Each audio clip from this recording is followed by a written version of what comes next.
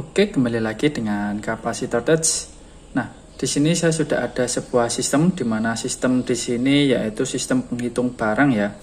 Di mana di sini ada dua mode, yaitu mode untuk menghitung barangnya dan untuk menentukan jumlah batas barangnya. Nah, jadi untuk mengatur jumlah batas barangnya di sini ada push button untuk menyeting nilai dari batas maksimal barangnya. Dan di sini juga ada untuk sebagai penghitungnya, di mana penghitungnya di sini saya buat manual, tidak menggunakan sensor. Lalu bagaimana jika misalkan sistem ini tiba-tiba mati? Nah, mati seperti ini dan saat nyala lagi, data yang sudah terhitung tadi dan batas yang sudah kita tentukan tadi itu nilainya tidak tersimpan di dalam Arduino-nya. Nilainya sekarang set value-nya 0 dan nilai penghitung counternya pun 0. Jadi ketika saat nanti listriknya menyala lagi, tidak mulai menghitung nilai terakhir saat dia menghitung tadi ya. Jadi kembali lagi ke nilai 0. Nah, bagaimana caranya ketika sistem ini mati, tapi dia masih bisa melanjutkan lagi hitungan yang terakhir saat posisi Arduino-nya tadi mati? Yaitu dengan cara menggunakan EEPROM yang sudah ada di dalam Arduino. Nah, EEPROM adalah kepanjangan dari Electrically Erasable Programmable Read-Only Memory, yang artinya sebuah memori yang tidak terhapus walaupun tanpa dialiri listrik. EEPROM ini memiliki alamat dan jumlah memori. Nah, kalau dianalogikan yaitu seperti flash disk ataupun hard disk ya. Jadi tanpa ada aliran listrik yang masuk, data kita masih bisa tersimpan dengan baik walaupun tidak dialiri arus listrik. Nah, setiap data yang ingin kita simpan pada blok memori Arduino itu memiliki alamat. Biasanya Arduino pada satu alamat hanya mampu menyimpan memori sebanyak 8 bit. Kalau misalkan kita desimalkan, menyimpan datanya itu sebesar 0 sampai 255 saja ya, dalam satu alamat. Lalu berapa jumlah maksimal alamat?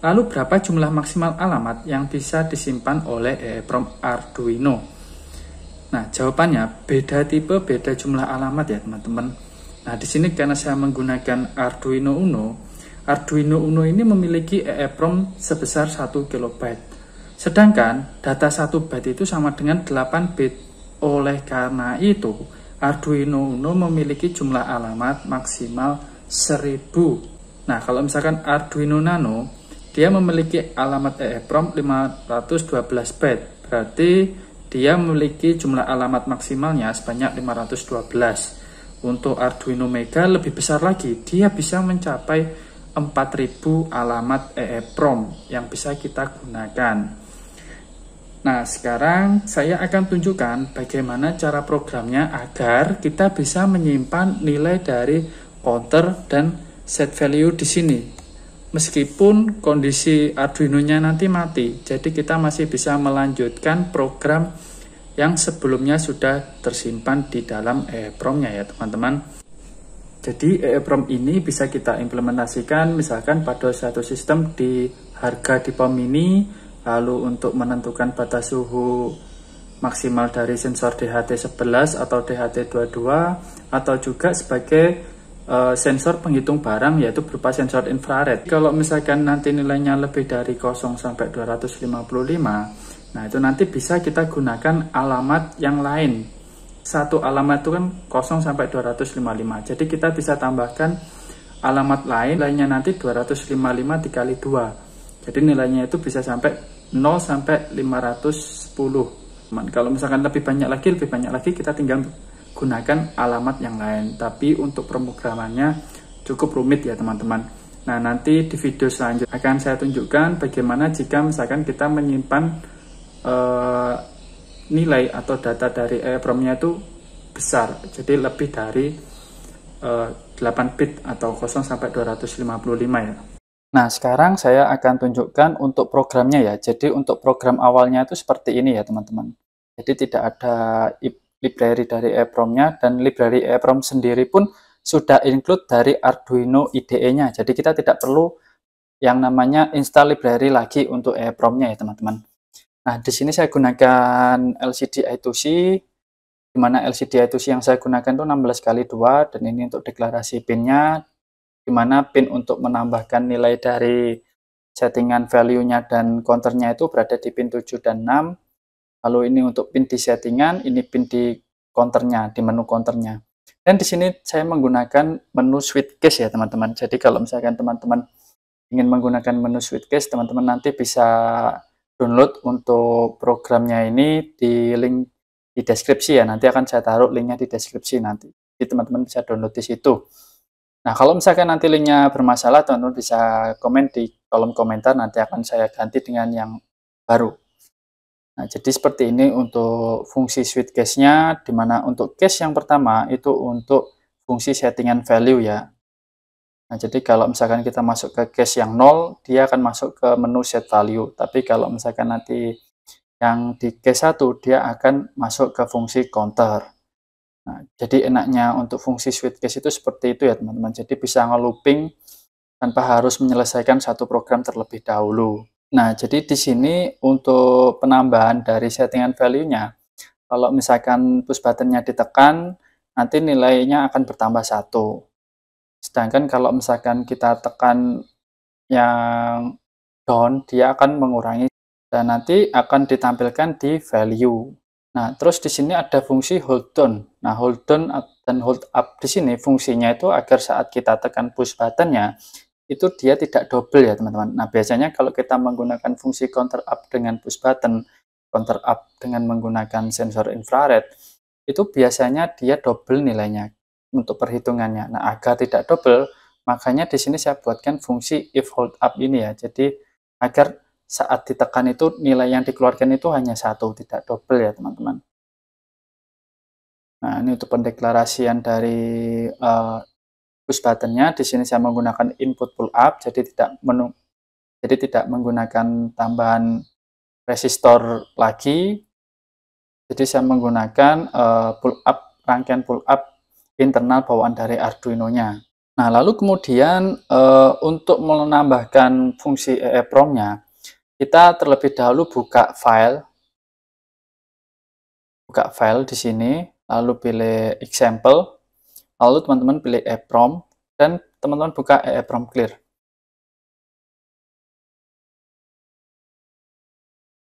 Nah, jadi teman-teman sebelum menggunakan fungsi EEPROM, teman-teman harus gunakan EEPROM clear dulu, yaitu fungsinya untuk menghapus nilai yang tersimpan di EEPROM di Arduino sebelumnya ya teman-teman. Jadi teman-teman bisa upload EEPROM clear ini terlebih dahulu sebelum menambahkan fungsi EEPROM di dalam program kalian. Nah, pilih boardnya. Nah, di sini teman-teman pilih boardnya, board mana yang mau digunakan. Di sini saya menggunakan Arduino Uno, lalu tinggal pilih port yang digunakan. Di sini saya gunakan port COM7, lalu tinggal di-upload. Dan proses uploadnya sudah selesai ya di sini. Nah, kita reset dulu untuk Arduino Uno-nya. Nah, kalau EEPROM clear ini kita jalankan, kita upload, nanti programnya yang di dalam Arduino pun juga akan hilang ya. Nah, sekarang kita masuk ke program yang sudah ada EEPROM-nya. Nah, ini adalah program yang sudah ada EEPROM-nya ya teman-teman. Jadi kita deklarasikan untuk EEPROM-nya, ini adalah library-nya, dan ini untuk penyimpanan dari alamatnya, kita beri nama address. Kalau misalkan teman-teman mau ganti namanya, bebas, terserah apa namanya. Di sini fungsinya ini untuk penyimpanan alamatnya saja ya. Nah, saya akan masuk ke fungsi EEPROM read. Jadi prinsipnya itu ada EEPROM write dan EEPROM read ya teman-teman. Nah, apa itu EEPROM write dan apa itu EEPROM read? Nah, jadi di sini EEPROM write ini fungsinya untuk mengirimkan data yang ingin kita simpan di EEPROM-nya. Jadi kita menggunakan fungsinya itu yaitu EEPROM write ini ya. Nah, jadi EEPROM write ini ingin kita simpan di alamat yang mana. Nah, terus mana yang ingin kita simpan. Jadi yang ingin kita disimpan di sini kan nilai dari set value tadi ya. Nah, ini saya deklarasikan value, dan di sini untuk penyimpanannya ingin saya simpan di alamat yang pertama di dalam Arduino-nya. Nah, makanya di sini saya beri address. Nah, karena di sini kita ingin menyimpannya itu dua macam nilai, yaitu nilai di set value dan nilai di counter. Nah, kita perlu mendeklarasikan dua alamat ya teman-teman. Nah, makanya di sini EEPROM rate-nya saya beri tambahan 1, address 1, address tambah 1. Jadi ini nanti akan disimpan di alamat yang ditambahkan 1, yaitu intinya itu di beda alamat. Dan nilai apa yang ingin kita simpan di sini? Nah, di sini karena saya ingin menyimpan nilai value 1, makanya di sini saya beri nilai value 1. Jadi dia akan mengirimkan nilai value 1 ke alamat EEPROM selain yang di set value tadi. Nah, makanya di sini address plus 1. Nah, kalau misalkan kita ingin menambahkan nilainya itu ada 3 macam nilai yang ingin kita simpan. Nah, kalau misalnya ada 3 nilai yang ingin kita simpan, ya kita tinggal ganti saja address plus 2. Kalau misalkan ada 4, ya tinggal ganti saja address plus 3. Nah, jadi seperti itu teman-teman. Nah, ini untuk EEPROM rate ya. Nah, terus lalu kita masuk ke fungsi EEPROM read teman-teman. Nah, EEPROM read ini tadi yaitu untuk menampilkan alamat yang sudah atau nilai yang sudah kita simpan di dalam EEPROM-nya tadi. Nah, oleh karena itu kita buat fungsi value-nya ini bukan 0. Value satunya ini bukan 0, tapi kita isi dengan EEPROM read lalu alamat yang sudah kita simpan tadi, di alamat mana. Nah, sedangkan value 1 tadi kan itu alamatnya itu kan beda dari alamat yang value. Oleh karena itu, di sini saya simpan beda. Kalau misalkan saya samakan, seperti ini, tidak saya kasih plus 1, otomatis nanti itu nilainya sama, antara set value sama counter itu nanti data yang akan ditampilkan itu sama. Sedangkan data dari set value dan counter itu berbeda. Nah, oleh karena itu kenapa kita harus menyimpannya di alamat yang berbeda. Kita beri angka plus 1 di sini. Nah, itu maksudnya teman-teman. Karena tadi kan sudah saya jelaskan di awal bahwa Arduino itu memiliki maksimal jumlah alamatnya itu sebanyak 1000. Nah, jadi kita bisa menyimpan sekitar 1000 alamat. Di mana satu alamatnya itu nilainya 0 sampai 255. Terus, Bang, gimana caranya jika misalkan data yang ingin kita simpan itu bernilai negatif, sedangkan nilai 8 bit itu hanya 0 sampai 255, tidak ada data negatifnya. Nah, jika misalkan terjadi seperti itu, teman-teman bisa gunakan programnya itu seperti ini ya. int 8 underscore t value sama dengan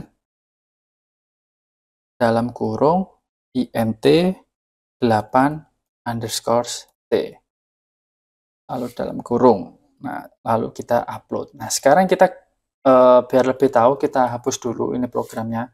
Jadi biar teman-teman tahu apakah data negatif itu bisa disimpan atau tidak ya. Nah, kita upload, kita pilih portnya sudah sesuai, portnya sudah selesai. Nah, sekarang kita upload programnya.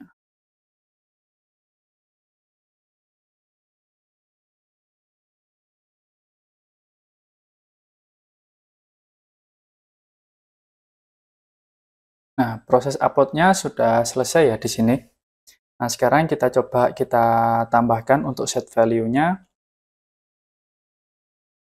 Nah, saya tambahkan menjadi 4 ya untuk set value, lalu untuk counternya di sini saya tambahkan hanya 2 saja.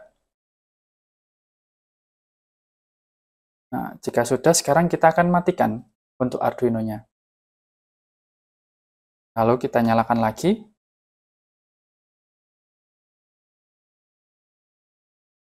Dan bisa dilihat bahwa nilainya sudah tersimpan ya di sini. Tadi set value kita setting 4 dan counternya di sini kita setting 2. Nah, datanya sudah tersimpan. Nah, sekarang gimana kalau misalkan datanya ini berupa negatif? Seperti yang saya jelaskan tadi. Nah, counternya ini saya buat min 1. Nah, lalu kalau misalkan kita matikan,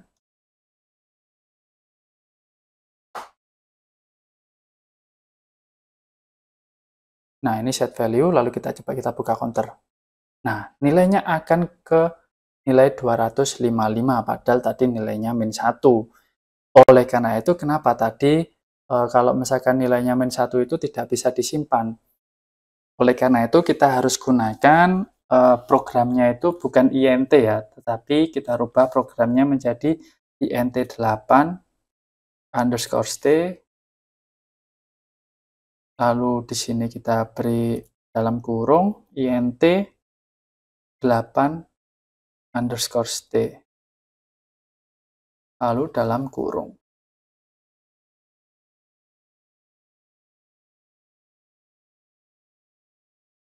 Nah, untuk yang bawahnya kita buat sama juga, int8_st, jadi agar bisa menyimpan nilai negatif semua ya.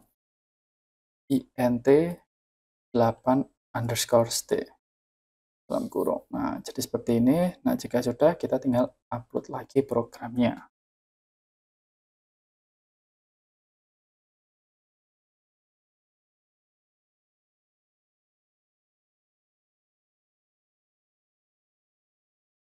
Nah, ini sudah berhasil diupload, tapi tadi karena counternya itu nilainya 255, karena terlalu banyak, kita EEPROM clear dulu ya, kita hapus untuk nilai EEPROM-nya. Jadi kalau misalnya kita ingin menghapus nilai EEPROM-nya, kita bisa gunakan fungsi EEPROM clear lagi, kita upload ke programnya ya. Jadi biar kembali ke 0. Nah, jika sudah, kita masuk ke program Suitcase EEPROM tadi, yang sudah kita beri program int8t. Lalu kita upload.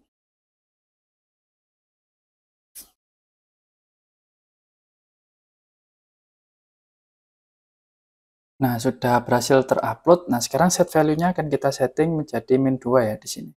Nah, set value-nya min 2, lalu counternya kita setting di min 3. Nah, kita lihat apakah bisa menyimpan di min 2 dan min 3 atau kembali lagi ke 255 ya. Kita matikan untuk Arduino-nya. Lalu kita nyalakan lagi untuk Arduino-nya. Nah, bisa dilihat bahwa nilainya sudah bisa disimpan meskipun itu nilainya negatif ya teman-teman. Nah, jadi seperti itu cara program menggunakan EEPROM. Nah, di video berikutnya nanti akan saya tunjukkan bagaimana cara memprogram EEPROM agar bisa disimpan untuk menggunakan banyak nilai. Nah, misalkan untuk menyimpan harga di POM ini itu kan memerlukan nilai yang sangat besar. Tidak hanya bisa menggunakan 0 sampai 255, kita harus menggunakan nilai 90.000 untuk harga dari penyimpanan di POM mininya nanti. Nah, nanti akan saya tunjukkan di video berikutnya. Jadi tonton terus video saya dan jangan lupa untuk like dan subscribe channel Kapasitor Tech. Bye-bye.